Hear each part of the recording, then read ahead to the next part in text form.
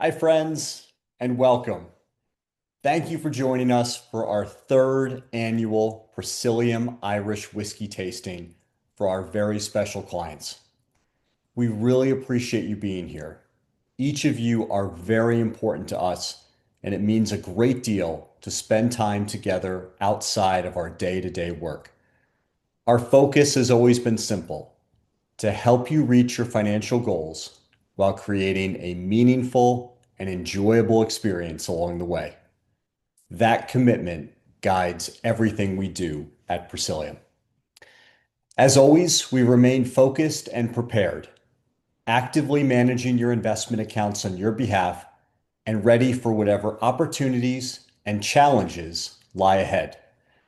The current market, and the past year for that matter, have been extremely volatile, and we appreciate the trust you have placed in us. We are thrilled that we have been able to once again take advantage of that volatility and that you have all had excellent results during this challenging time. We also want to thank you for introducing so many of your friends and family to us. We have really enjoyed working with them and serving them at the highest possible level. We are one of the fastest growing investment firms in the United States, and we have all of you to thank for that. Thank you for continuing to introduce us to the people in your life that are most important to you. We'd also like to congratulate our own Cullen Martin and his wife Alexis on the birth of their baby girl, Claire Elizabeth, earlier this week on St. Patrick's Day. They are all now at home, doing well, and starting their journey as a new family of three. Now, it is my pleasure to introduce our guide for tonight, Andrew Healy. Andrew was born in Dublin, Ireland, and now resides in Napa Valley, California. He has been leading Irish whiskey tastings for the past 10 years and has spent significant time at distilleries throughout Ireland. I have never met anyone who is as passionate about whiskey as Andrew. We're all looking forward to exploring Ireland with all of you through this tasting experience. Andrew, thanks for being here with us tonight. Thanks, Jerry. It's always great to join you. This is my third year joining you, so we're going for the hat trick this year, three in a row, and we've got I think 53 people. I can see the number 54 slowly trickling in here to the bar. If you were all at this bar, we wouldn't have enough room. Those of you who joined us in previous years will know that, as Jerry has said, I live out in the Napa Valley. But one of the, I suppose, the silver linings of the pandemic was I built this bar in the that I host whiskey tasting. So for the third year, we're going to do five Irish whiskies. They will be different from what we've done in the previous 2 years, and that's part of the fun of working with the Presilium team is they don't want you to revisit the same old stuff each year. So I have a little bit of fun deciding what we get to taste each year. And I'm going to guide you through that over the next hour or so. Those of you who have been with us before will know I'll throw in a little bit of trivia in there as well. And that also keeps me on my toes because I've had to go and find five new pieces of trivia for you as well now. And I'm just looking at how we're set up here. I believe we're in webinar format. I'm just looking at the chat section here, and I'm hoping you're all going to be able to pop answers for the trivia into chat there. And I'll see if Jerry can, because I'm just seeing webinar chat here. I'm just seeing hosts and panelists, and we'll see if Jerry can tweak that. Otherwise, we'll have a little bit of fun. You can keep track yourselves while we go through the A, B, or C. But we'll do that between the whiskies. Five whiskies to taste through, and I'll just set the scene. Those of you who have been with us before will know that I use the presentation platform Prezi to guide us through this. It helps keep me on track, and it just helps make it easier to kind of interact. And Prezi does two things. It does full screen and it does half screen like this.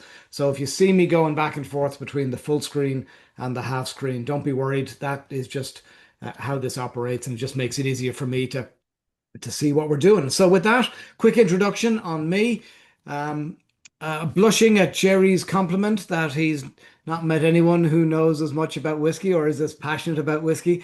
I'm on this journey. I'm in year 11, and I'm 4 years into being an educator, and I still learn something new every day. And that to me is the joy of whiskey. So we will all always be learning in whatever field we are in. So I'm from Dublin, from a little village called Kiltiernan, which is on the south side of the city of Dublin.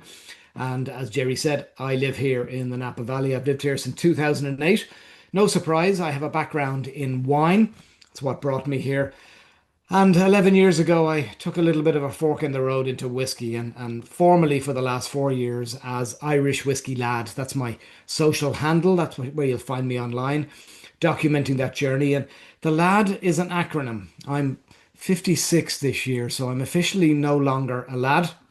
So the LAD is an acronym for lover and drinker. So if you want to follow my travails and travels across the country, you are welcome to do that. I'm delighted to be home. You are the last event of St. Patrick's season for me here on Thursday the 19th. I've spent 7 weeks on the road already, been in 14 states. I've loved meeting all the people out there, but I'll be honest, the travel can be a little bit of a grind. So that's why it's great to be at home hosting you guys today. So let's get some liquid in a glass for you. Now, the first thing I'm going to say is you've got five little vials in front of you, five little vials of Irish whiskey. They've all got a number on them. So the company that I work with and that Jerry and Kelly, and I want to acknowledge Kelly as well, hired to do this product experience, they've changed their format and they've numbered the bottles as opposed to naming them. So that may cause a little bit of confusion. So right up front, I'm just going to get you to organize the bottles from your box, and they're going to be in this order. And again, apologies for that up front, but this is the best way to taste them. So we're going to start with little bottle number 5. So that's going to be little bottle number 5. And then after that will be number 1. The only one that's easy is number 3, because that'll be the third one that we'll taste. Then we'll go to bottle number 2 and bottle number 4. So I'm going to get you to crack the seal, open that little bottle number 5 first, and we'll raise a glass to that. Then we'll do a little bit of background. That is the one there. That is the two stack single grain that we'll talk about in a few minutes. So I'm going to get a little bit of that empty glass. Now, what I will say, obviously, I'm a California responsible beverage server. I have the same certification for Oregon as well. You've got, it doesn't look like a lot of whiskey in front of you, but you've got 5 ounces. 5 ounces roughly equates to about 150 mils. That is about 20% of a bottle of whiskey. So I'm going to encourage you all to pour some in and sip on it and maybe save the rest for a little later and revisit it back around. But if you're in the comfort and safety of your own home, then you're in a good place, and I let you guys decide how you're going to do that. So I'm going to say sláinte, raise a glass to everyone, sláinte or sláinte what, to your good health. A little sip on that. And I would say Lá Féile Pádraig Chonaic Gaoibh, which would be Happy St. Patrick's Day to you, but that was 2 days ago. So I'll say Seachtain Féile Pádraig Chonaic Gaoibh. Seachtain, the Irish word for week. Seacht, the Irish for the number 7. So that's what we call a week in Ireland. So Seachtain Féile Pádraig Chonaic Gaoibh. So happy St. Patrick's week to all of you. So as you're sipping on that, let's just jump into a little bit of background. Very quickly, just a little bit of a kind of Irish whiskey history, some dates that are important in Irish whiskey. We first wrote about whiskey in 1324. We claim to have been the ones who invented whiskey. Our Scottish cousins claim that as well, and we honestly don't mind whether we go back and forth on that one. Once the English don't claim it, that's what's most important to us Irish and Scots. But we wrote about it in 1324 in an ancient manuscript. And in theory, 2 years ago would have been the 700th birthday of Irish whiskey. So that's where it starts. We go forward to 1661. Obviously, Ireland was occupied by the English, and there was a taxation levied on the Irish, and that sent a lot of Irish distilling underground. Back in those days, a lot of houses in Ireland would have had their own little mini still. They were asked to register it by the Crown, and they decided not to do that. And some of you will have heard of poitín, the ancient white spirit, which is sometimes likened to moonshine. And 1661 is the year that that became an illicit spirit in Ireland. In 1785, the English again wanted to tax the use of malted barley in Irish whiskey. And we're going to taste a couple of single pot still Irish whiskies today. And while we've always used unmalted barley in production, the romantic story is that in 1785 the English wanted to tax it. We said we're not going to do that. That's when we started using unmalted barley. The reality is we've been using unmalted barley for quite a while, but we'll talk more about that when we get to the two pot stills at the end. In the late 1800s was the golden era for Irish whiskey. It had boomed. It ruled the world as a spirit. Ireland was part of the British Empire. Irish whiskey was exported to the four corners of the planet. Those of you who know your wine and wine history will know that in around that time in Europe, phylloxera ravaged the vineyards of Europe. So the brandies of particularly France weren't being made for at least a decade or so, and Irish whiskey filled that gap. And then we get into the decline of Irish whiskey. And we got the early 1900s. We've got the First World War. We've got Prohibition. We've got the Easter Rising in Ireland in 1916. And Irish whiskey started a long, slow decline. And here are the numbers which prove that. So back in the early 1800s, we had almost 100 distilleries on the island. There was 22 of them by the 1870s. By 1990, when I graduated college, there was three. And today we're back. Today there are just around 50 working distilleries on the island. So just a little bit of Irish whiskey history for you there. Production, really quickly, 6 slides. We take different cereal grains and we prepare them, and we'll talk about barley, we'll talk about corn when we're going through the whiskies that we're tasting. We prepare them, so we firstly malt them if they're going to be malted. We mill them and then we mash them. Mashing is the process of extracting the or converting the starch to sugar. After that, we ferment that liquid. It's essentially an unhopped beer, usually at about 8% or so. We ferment that, and then we take that liquid and we distill it. Generally speaking, in Ireland, it's double distilled, or sorry, it's triple distilled, but there are quite a few people who double distill as well. And if we want to go down that rabbit hole, we can. After that, we pop it into casks. Casks and barrels. And we'll talk about differences between those as we go through various whiskies.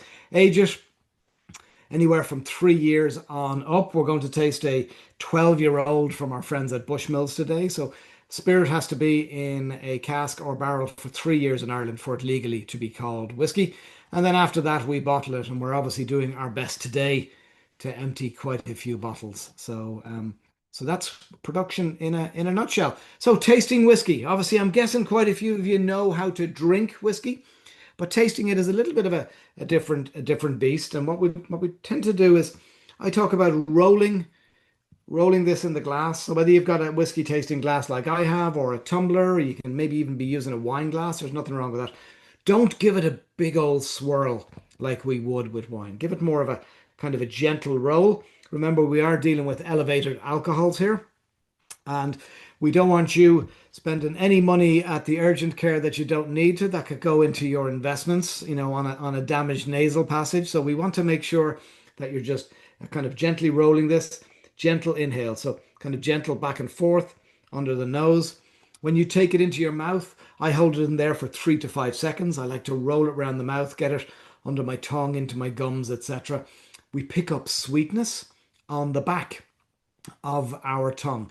And that's why I encourage you to hold the whiskey in your mouth for 3, 4, 5 seconds. Obviously, then we swallow, and then we would breathe in through our nose and push that air out through our mouth over your tongue, or vice versa. And what you're doing is you're running air over the residue of the whiskey that's in your mouth.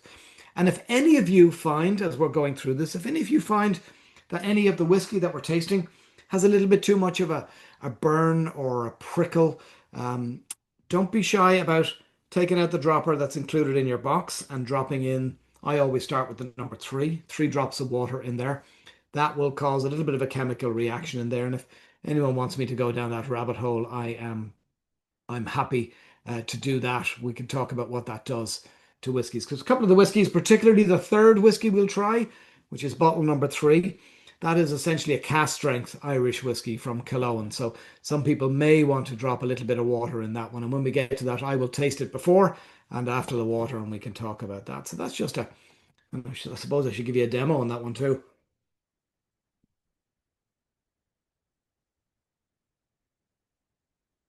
And then breathe in, push it out through the mouth, and I just pick up all those lovely flavors that are still there on the tongue that are hanging around. Excuse me. And I believe Jerry and or Kelly sent out a whiskey aroma wheel ahead of time. So this is just to help guide you through flavors. Just a little, I suppose, a cheat sheet of sorts when you're thinking and looking for flavors, because some of you may not taste or drink whiskey that often. It's just a great guide on flavors in terms of helping you down that path. So again, back to what we're tasting. So the order, little bottles, get them lined up.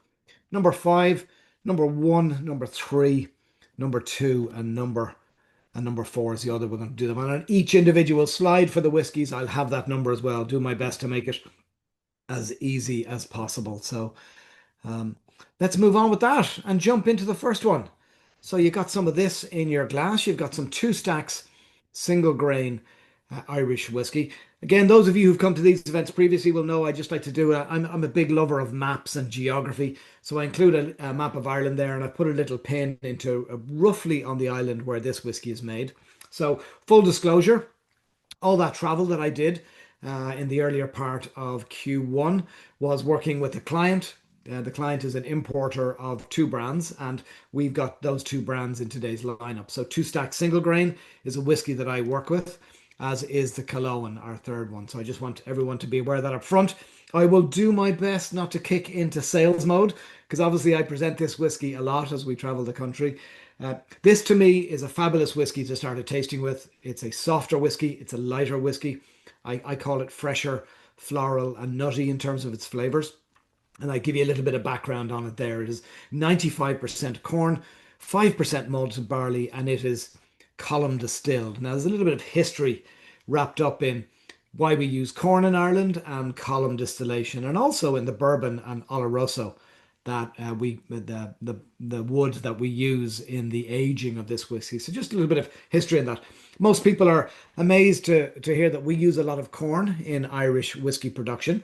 And that goes back to An Gcuirte Mór, as we would call it, the Great Famine, the Great Hunger or the Famine from 1845-ish to 1852-ish. Agriculture in Ireland broke down. And what the English did to help feed the starving Irish at that time was they imported a lot of corn from America. Obviously, there was a lot of trade going back and forth between Europe and America at that stage. So corn, maize grows well here in the States, as we well know. And that was brought into Ireland to help feed, as I say, feed the starving Irish. So our agriculture got re-established and we had a lot of corn sitting around in warehouses in Ireland back in the 1850s. And we thought, well, the Americans make whiskey from corn with bourbon. So we started making whiskey from corn in the 1850s. I say column distilled. So those of you who have been to distilleries, there's generally two/three types of stills. There is a pot still, which is generally kind of the lovely rounded one that you see with the neck and the arm. There is a column still. They tend to look a little bit more industrial. They generally are tall stills. And then there is a hybrid of those two. Often you'll have a pot column. And that's where a lot of whiskey is made. Sorry, a lot of American whiskey is made in those hybrid stills. So the column still was invented in Ireland in 1830 by a gentleman called Aeneas Coffey. He was a taxman turned distiller. And a lot of spirits that we would drink these days. So vodka is made in a column still. But we can also make whiskey in that. It's a very efficient and effective way to make whiskey, but it gives you a lighter whiskey because you don't have as much interaction between the spirit and the copper. So that's the corn, that's the column, and then why bourbon and Oloroso? So up until the late 1950s, early 1960s, most Irish whiskey was aged in ex-fortified wine casks that came in from Portugal, Spain, Italy, and Madeira out there in the Atlantic. Those were fortified wines. They would come into Ireland into a wine merchant. They would come in the cask that they had aged in, and they would be bottled in the wine merchant's cellars. What do we do with the empty cask? Well, in Ireland, we sent it down to the distillery. and it was used to age and new make spirit in, which would eventually become whiskey. So the majority of Irish whiskey until the late 50s, early 60s was aged in ex fortifieds. Our friends at Powers, we're not doing a Powers today, but we've done a Powers the previous couple of years. They started using ex bourbon barrels in the late 50s, early 60s. In 1964, the Bourbon Act was passed, which codified the single use of oak in bourbon production. So when bourbon gets made, it gets tipped out of the barrel, and that barrel is no longer allowed to be used in bourbon production. Absolutely nothing wrong with the barrel. It still has lots of flavor to give. So those go to Ireland, they go to Scotland, they go to Mexico, and a chunk of them end up in Japan as well. And we use ex-bourbon barrels in spirits production in a lot of other countries. So that's why in this whiskey you got a lot of history with the corn, with the column, and with the bourbon and Oloroso. So I hope everyone's enjoying this one. This is a Tuesday night whiskey in this house. So what that term means here in our house is that it's a reliable bottle. Every time you open it, you know what you're going to get. You're going to get kind of light softness on the nose. I talk about floral and kind of light citrus character. There's a little hint of nuttiness to me. So grain whiskey in Ireland, you don't often see whiskey bottled on its own as grain whiskey because it's often used in the blends in Ireland. So if any of you have a bottle of Jameson on your shelf or a bottle of white label Bushmills, you'll see they say that's a blend of grain and malt whiskey. So grain, the workhorse whiskey in Ireland, and you don't see too many bottled as their own single category. But we're celebrating grain with this. And what the Oloroso brings to this, if any of you are tasting it, you'll pick up a little bit of a dried fruit punch just on the middle of the tongue, kind of a raisiny character, and that just lifts the rest of it for me. And that's what the Oloroso casks bring to the party here with this single grain. So that's the first one that'll get the palates warmed up. We should jump into a bit of trivia here now. I'm not sure we have chat working yet in terms of you folks being able to chime in there. And Andrew, everyone can use the Q&A button to answer, to both ask you questions and also to answer the trivia. Fantastic. Thank you, Jerry. Now, I will go into more, and there's Q&A. Brilliant. So no, so fantastic. So I'll shut down the chat and we'll leave that window open. Brilliant. So you can all be part of this. So if you have any questions, any comments to share on the whiskey, would love to hear from you. Obviously, it's 20 past 3 for me. You guys know I'm out here in the Napa Valley, where bizarrely enough, we are having a heat wave. I have, obviously, you can't see below the bar here. I have a pair of shorts on right now. It's going to be 91 degrees here in the Napa Valley tomorrow. It's not good. A number of the ski resorts have shut down up at Tahoe after all of a 3 month season. I know that other parts of the country are having, much harsher weather than that. But for some of you on the East Coast, it's 20 past 6 where you are. So you can sip away. But yeah, and Todd, you're just asking a quick question. I'll get to that when I get to the Bushmills, but the short answer is no.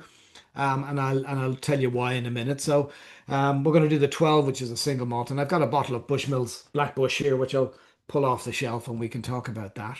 So thanks for that question. So yeah, let's jump into the first little bit of trivia. So again, these are different ones from last year.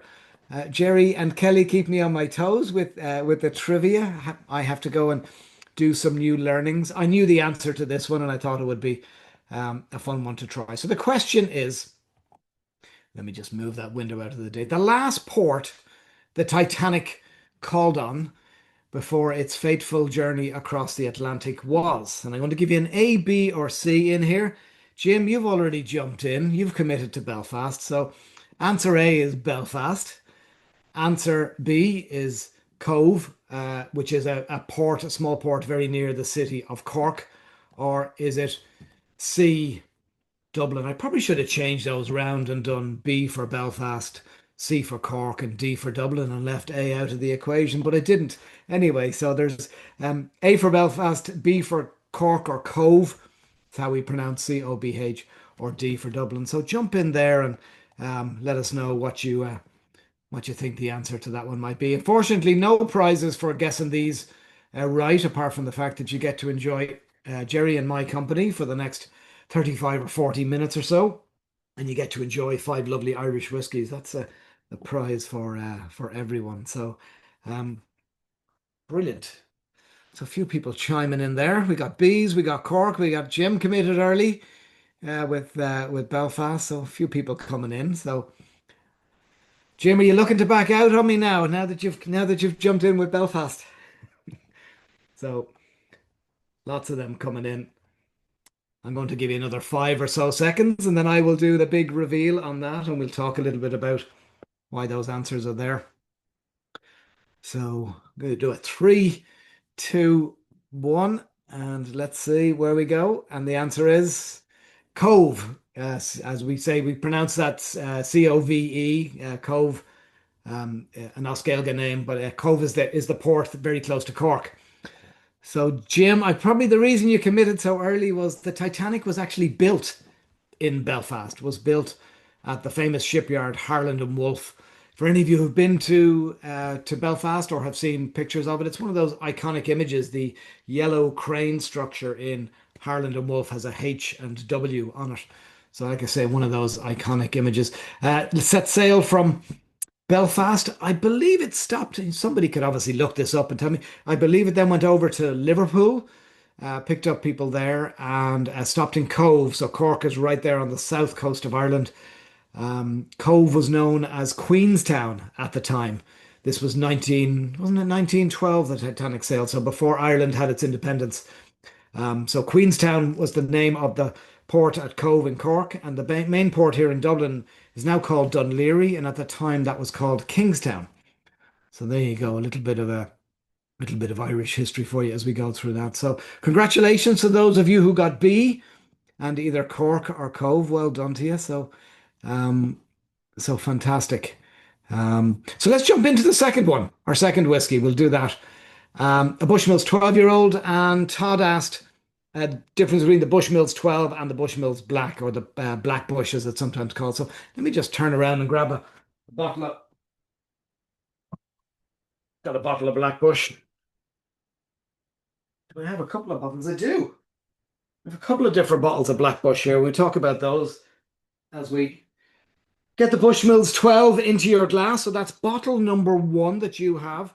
I have a bottle of it here, but as you can see, it's time for a refill on that one. So I'm lucky that I have some that was sent to me for the event. And then Black Bush is what Todd is referring to. That's Black Bush right there. So Black Bush is a blended whiskey, and it's a blend of grain whiskey and malt whiskey. So I talked earlier on about how with the first whiskey, how grain is our blending. It's our workhorse whiskey in Ireland.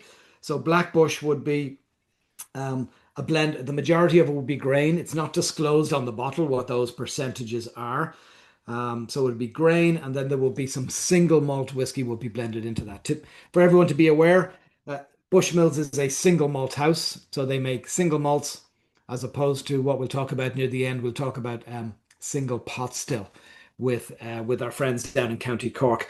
The other thing, for any of you who ever travel to Ireland, there is a duty-free or travel retail option available in Black Bush. It's called the 80/20. And what they have done is they split the barrels that are used, and they use PX sherry, Pedro Jimenez sherry. So this has a real rich dried fruit character, a little bit more, I suppose, richer and more viscous than the regular Black Bush.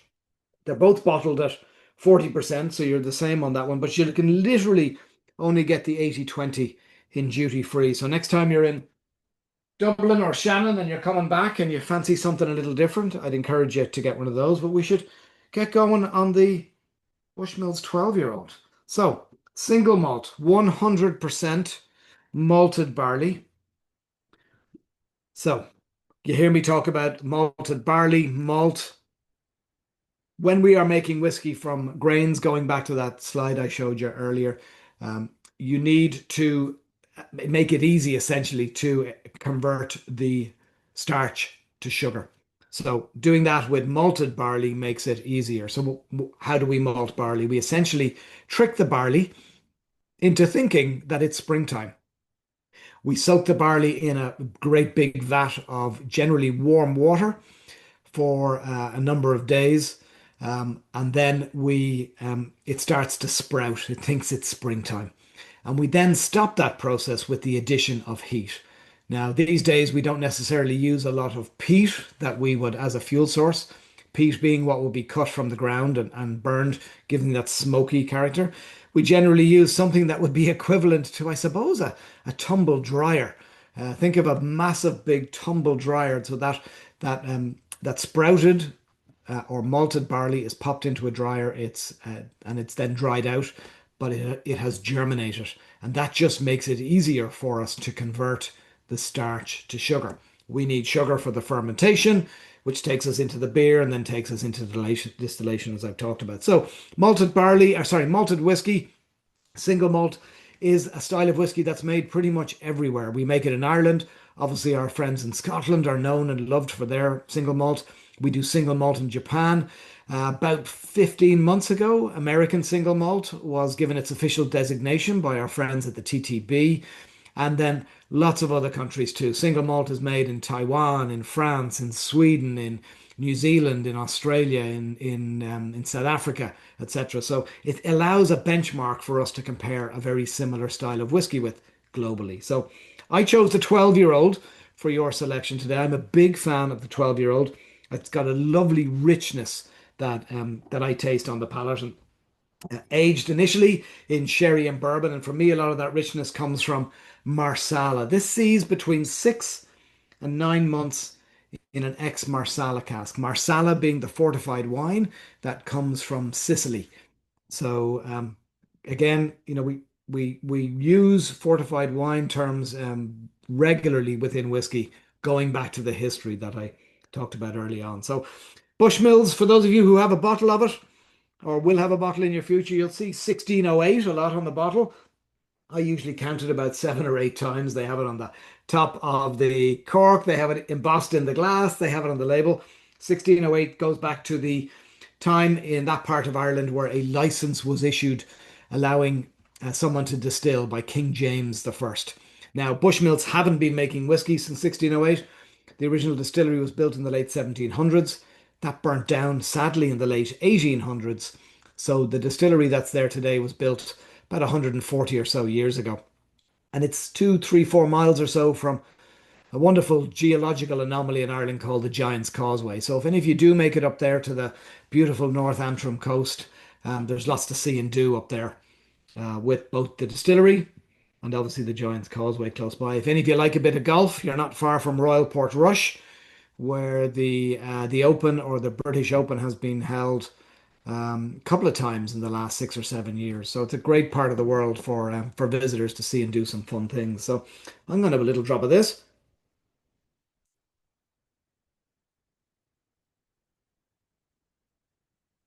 So much more richness on this one than the first one. The single grain that we had is 4 to 5 years of age, so a youngish whiskey. Obviously, we know that this is 12-year-old, and what 12-year-old means in Ireland is that is the age of the youngest whiskey that has gone into this bottle. So blending is the word that a lot of people would understand, but we generally call it vatting before a batch of whiskey is made. So the blender, and in this case, blender is on the bottle. It's Colm Egan.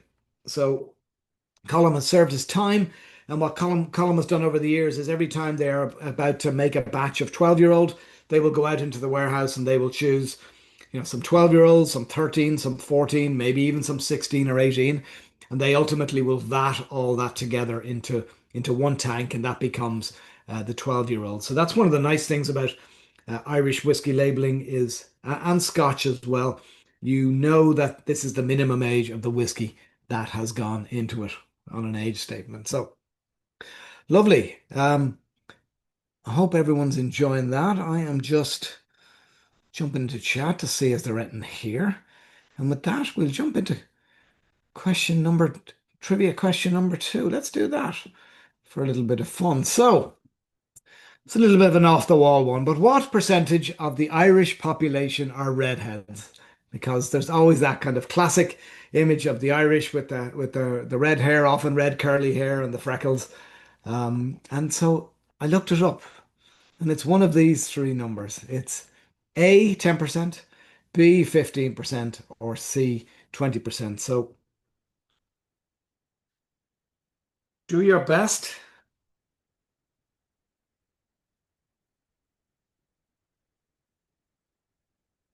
and we'll do the reveal in a few seconds, and we will jump into whiskey number three, which is going to be bottle number three. So brilliant. A few of you jumping in there.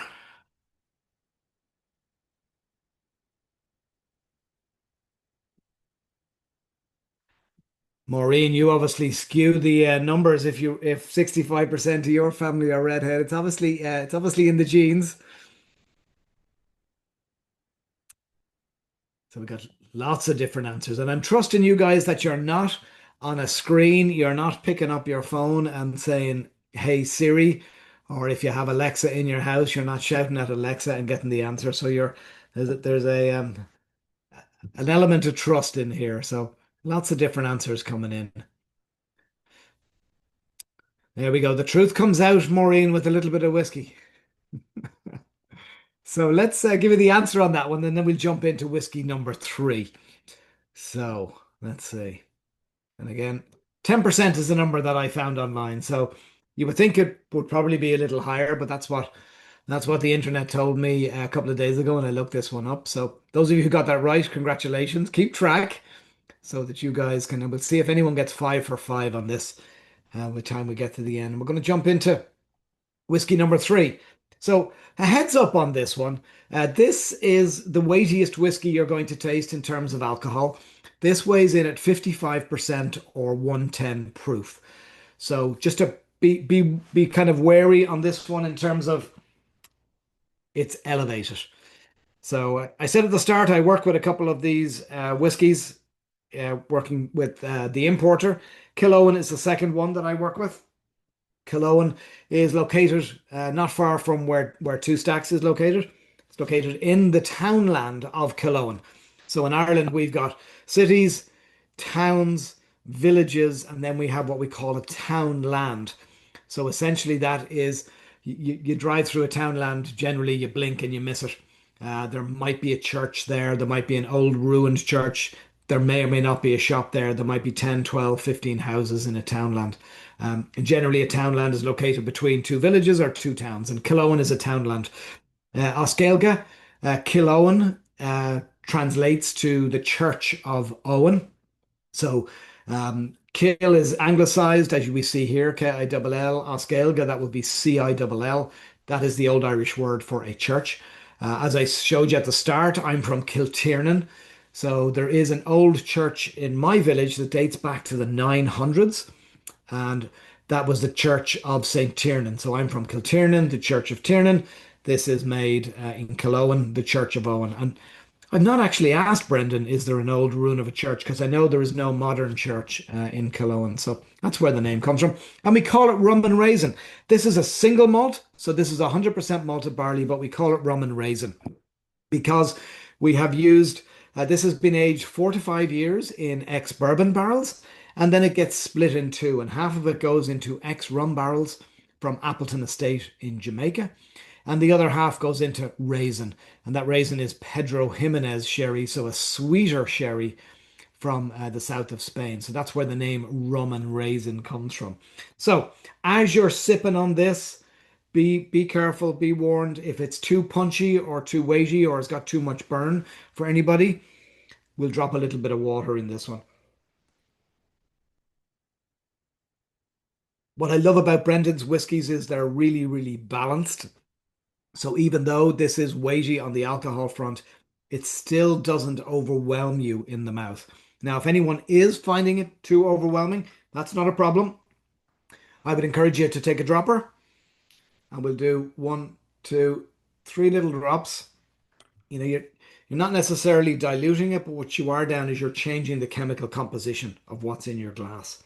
And that, for any of you who like bourbons, for example, and bourbons tend to be bottled at higher alcohol. Generally, bourbons will start at 46% and go north from there. And if any of you ever find that a little bit too punchy for you, don't be afraid to drop some water into it. If you're sitting at a bar and most bars will not have a dropper that you could borrow or use. Generally, you will find straws at bars. So there's often those little cubbies that are napkins and straws and various things are stored in. Ask for a straw or reach over and grab one yourself, and just take a little bit of water, finger on the end, and that'll just help tamp down any of that alcohol that you might not enjoy on a bourbon. Or sometimes bourbon can be really assertive in terms of the wood. I talked about virgin wood being used in bourbon, which we then use after the bourbon is tipped. So sometimes that can be too assertive for people. So don't be afraid to drop a little bit of water in there. So even those three drops for me, I just tasted, and I obviously taste this a lot. I help sell it. For me, my first taste just had it was definitely a little burny. And I put three drops into it and it's toned it down. You haven't diluted it by much. What you've done is you have unbound ethanol from some of the other compounds that are in there. And just so you all know, whiskey is quite possibly one of the most complex beverages that you will ever drink. When we go back to the production, we've got what flavors that come from grains, compounds that come from the grains. We go through brewing, we go through distillation, and then we put it into barrels for a number of years. All of those are adding different chemical compounds to what you're drinking. So I think they have, and again, someone can look this up and let me know the answer. I believe 200 and something have been identified in whiskey, but there is a school of thought that says there are over 500 compounds in a glass of whiskey. And what you're doing is what you're doing when you drop the water in is you are unbinding ethanol from some of those compounds. Ethanol, just so everyone's aware, there's a number of different alcohols on the spectrum. Methanol is the first alcohol that comes off the still. We do not like or want methanol. Methanol will do two things to you, and neither of them are good. The first one is it will blind you, and the second one is it will kill you. So that's the first alcohol that comes off, and then we make what we call the cut, the first cut, and that's when we get into ethanol. And ethanol is the alcohol that we have in spirits, in beer, in wine. It's the one that we all enjoy. So um, so that's kind of, but it's also a bully in this class. The other thing I'll say about Cologne before we move on is it's Ireland's smallest distillery. So think of a two-car garage, and that is Brendan's Distillery. On the side of a mountain on a one-lane road. If any of you ever make it to that part of Ireland, do get in touch with Jerry and or Kelly, and they'll put you in touch with me, and I'll happily introduce you to Brendan. It's a pretty special place up there on the side of the mountain where he makes his rum and raisin whiskey. He also makes gins. He also makes poitín as well. I touched on that, our ancient white spirit. Brendan does some really, really fun things at Cologne. If anyone's really enjoying this, let me know. I will kind of encourage you if you do like this kind of cask strength, higher proof Irish whiskey. This is great in an old fashioned. We had a bar in Florida in Disney Springs, a place called Raglan Road. They put this on their holiday cocktail menu. They made an Irish Christmas cake old fashioned. So they had this as the spirit base. They had some treacle syrup. So they made their sweetener from treacle. So think, kind of concentrated syrup or molasses, for those of you who don't know what treacle is. And they used a black walnut bitters. I was there a number of weeks back and they still had some inventory and they whipped one up for me. It was pretty punchy, no surprise, but it was also very, very delicious. So yeah, if you're a real spirit lover and you want to celebrate the spirit, then putting this into something like an old fashioned would be something I'd suggest for you. Right. With that, let's move on to the next little bit of trivia. The national symbol of Ireland is, and again, you know the drill at this stage. You're getting the A, B's, or C's. And while you're answering that, I'm going to see are there any questions or comments in there in the Q&A. So, was it A, the harp? Is it B, the shamrock? Or is it C, the Celtic cross?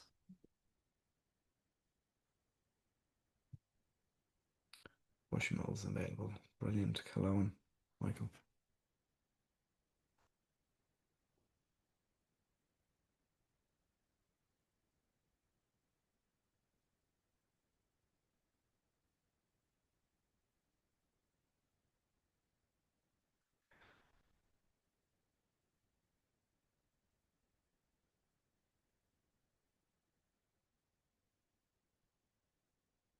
Brilliant.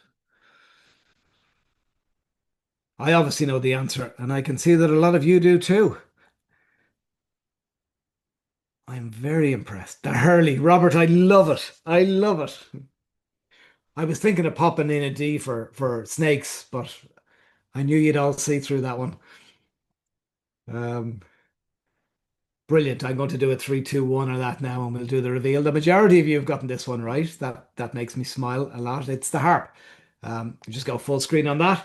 The harp is the national symbol, and that is it pulled from the Irish coat of arms, is how it was described. So that beautiful color blue that you see there is actually the state color. So when the president of Ireland is going somewhere, that flag is flown. So this beautiful blue with the gold harp.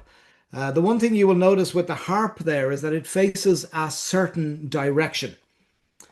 Now, I actually learned this last night. I knew that harp was our national symbol, but I didn't know that there was an issue. So the Irish republic or free state, we became independent over a number of years. We uh, rose against the English in 1916. We signed a treaty in 21. We became a free state in 37. So there's no one date where Ireland became independent. It happened over a 2 decade period. Um, so they decided that. So Ireland, just so everyone knows, is the only country in the world whose national symbol is an instrument, which I think is quite fitting given, yeah, you all know that we love our music, we loved our sing songs, and all that together is our crack, as we would say, our CRAIC. So crack, a term that we use for basically having fun, having banter, having a laugh, having a sing song. So I love that our national symbol is a harp. But you'll all be aware of a certain beer that has a harp in its symbol, and that was registered as a trademark. So when the Irish state was going through this, Guinness actually objected to the use of the harp. So the Irish national symbol harp is turned the opposite way from the Guinness harp. So there you go. I learned that last night. We were doing an event. I was actually at an event last night in the Irish consulate in San Francisco, where there are no surprise were harps everywhere that we walked. So it was an interesting one for me to learn. So well done, all of you, for getting that right. I'm going to jump into the next whiskey, but I am going to address a couple of questions that were asked there. So we get this into your glass. So bottle number 2, the Clonakilty single pot still. So let's get that. And I have a bottle of that here, and you can tell I've enjoyed it. So as I chatted about with Jerry before we jumped on, these are all whiskies that I like and have drank myself. That's why I chose them in the flight for you today. So 2 questions to answer. Michael, you made an observation. You really like Killowen. Um, Killowen is quite possibly the best value cask strength Irish whiskey that's available here in the States. We have it in distribution in about, I'm going to say about 18 or 20 states. And I think I'll try and pop it into the Q&A. But we do have a website out of San Diego where we fulfill Two Stacks and Killowen into 48 states. If any of you live in Utah or San Diego, I apologize. Um, but Killowen, small, obviously, as I'd said, small production. So we don't have a lot of it. So we kind of trickle it out across the states. But we do sell it ex San Diego for shipping, if that's of interest to you. And then someone asked about Bushmills availability. Probably the opposite end of the spectrum to Killowen availability is Bushmills availability. Bushmills is owned now by Proximo Spirits. Those are the same people who own Jose Cuervo as a brand. They have a stable of very big brands. You should be able to find Bushmills pretty much everywhere. As I said, I've been in 14 states already this year, and I see Bushmills everywhere I go. The white label Bushmills, they're original,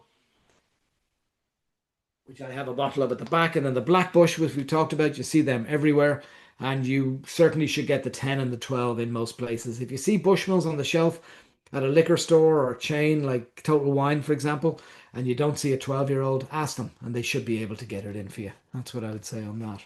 So, Clonakilty, single pot still. So we're into the single pot still. We're going to do one from Clonakilty and one from Method and Madness. What is single pot still? Single pot still is a legal category of Irish whiskey. So we've done grain whiskey, we have done malted whiskey, and now we're into pot still whiskey. Any of those blended together is a blended whiskey. So grain and malt. We talked about that with Blackbush. This is pot still whiskey. So what is pot still whiskey? And it can be confusing. So pot still whiskey is made from a mash of malted and unmalted barley. I touched in the history part, going back there to 1785 and how we started using unmalted barley. The reality is we've always used unmalted barley in Ireland, and extracting the sugar from that is a little bit of a to do. It takes a little bit more effort because we haven't malted it, but we have been using unmalted barley in Ireland for hundreds of years. Essentially, it goes back to people who are making spirit from the land, and they didn't either have the time or the patience or the wherewithal to malt the barley, so they would often use unmalted barley. And legally in Ireland, we are allowed to add 5% of other grains right now. There is a move to change that to a larger percentage of other grains. So essentially, I don't know the mash on this exactly, but it is malted and unmalted barley. Made by the Scully family down there in Clonakilty, which is in beautiful West Cork. This is their own make spirit. So Clonakilty is part of that new wave of Irish distilleries. So this is their own spirit. They distilled it at the distillery, and they released. I'm going to say they released this last year around this time for St. Patrick's. So it's their single pot still. It's a young single pot still, but to me it's delicious. And I think Irish single malt starts to come together at about 5 years of age.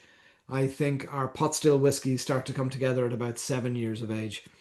Um, so yeah, I'd love to hear what folks think of that one.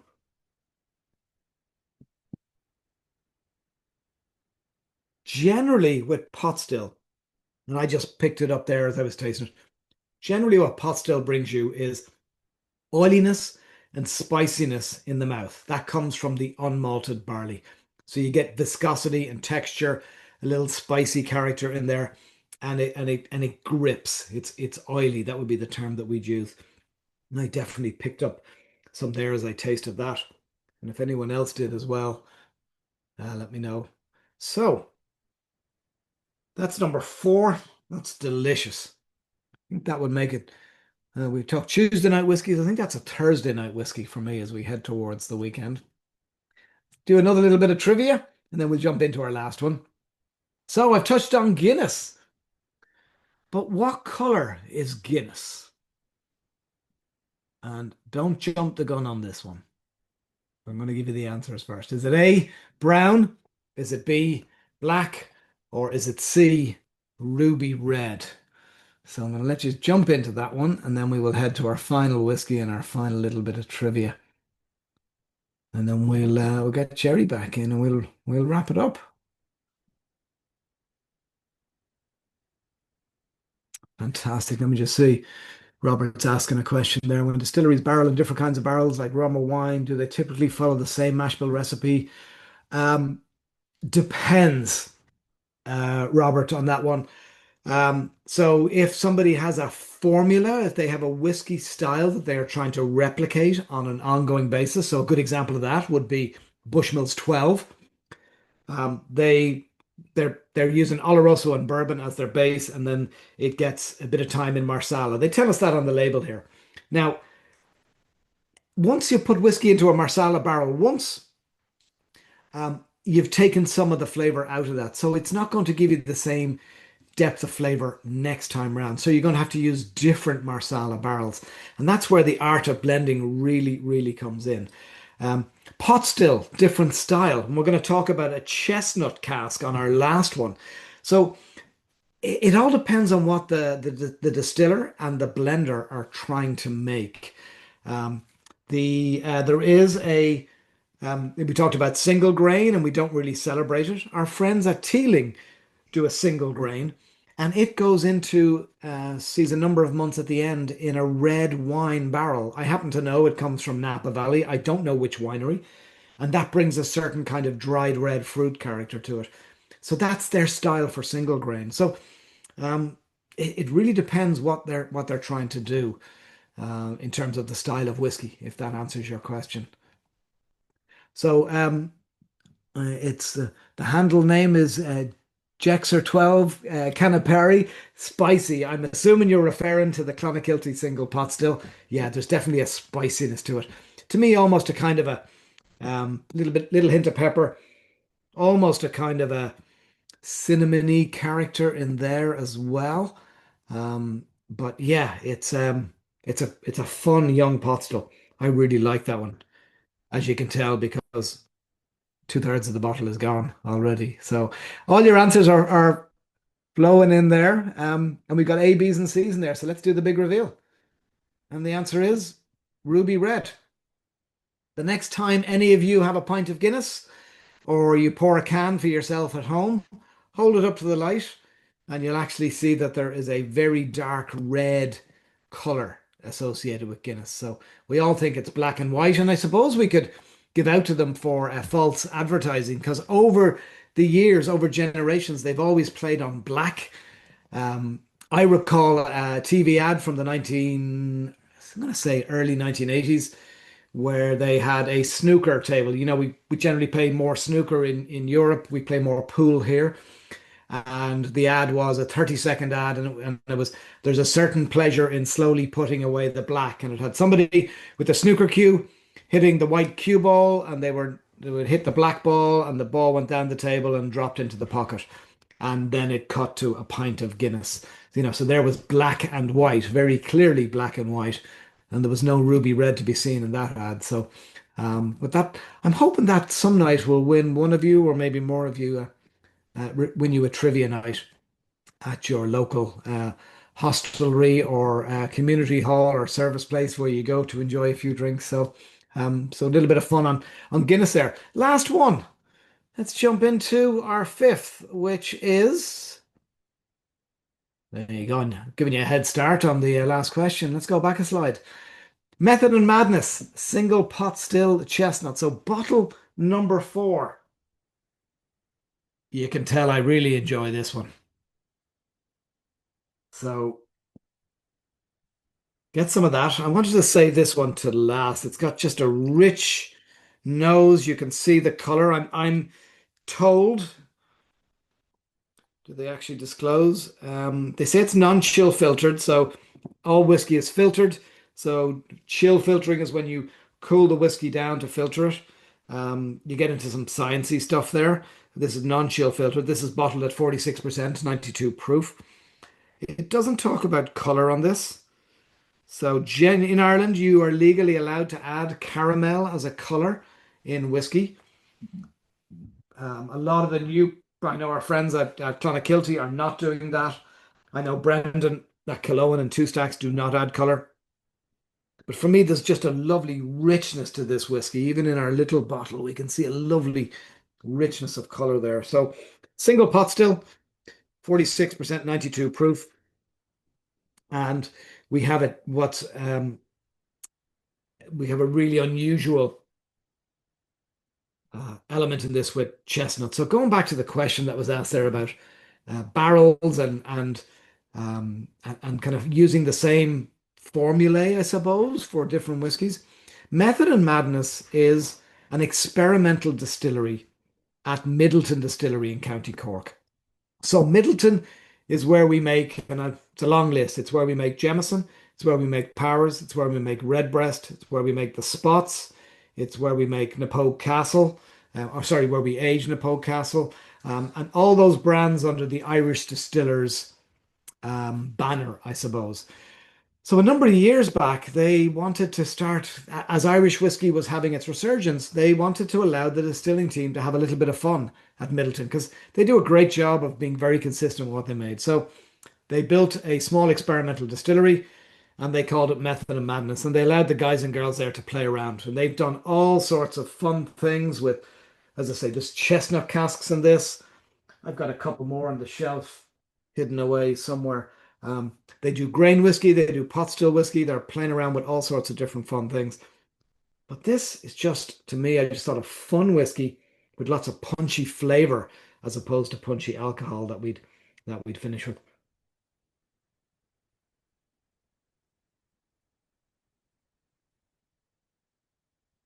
And there's just a lovely long kind of nutty element. And obviously I'm saying nutty chestnut. It's almost to me um, like an almond paste or an almond butter character that I taste on this. That's just long and long and long on my palate. And if any of you are enjoying Um, the single pot still. It's you can obviously look it up and see, what it costs to buy. If and I don't know, the retail I believe is like 70 or so bucks a bottle for that, I believe. If that's too pricey for any of you, if your investments haven't done well enough, there is an alternative for you. And you're going to start seeing this in a lot of places. So our friends at Jemison have obviously strong distribution. This is what's called triple triple. It originally started out as a travel retail only offering. But this one here with the green label that you see in the green capsule is US only. And this has had time in bourbon, time in sherry, and time in chestnut. Now, I'm going to bet money that the Method of Madness chestnut is part of the experimenting for this offering from Jameson because it's made at the same place. Obviously, different price points, but it allowed the team to figure out what chestnut does when whiskey is aging in it. And they used it in this offering. This one here, which as you can tell, I love it as well. You can see it's got some decent color on it. Um, that sells pretty much in most places for less than 35, maybe even 30 bucks a bottle. So if you're enjoying that kind of nutty character that you pick up in there, I'd encourage you to go out and obviously buy a bottle of either or both. That'd be my suggestion on that one. And with that, at 1 minute past the hour, we're almost there.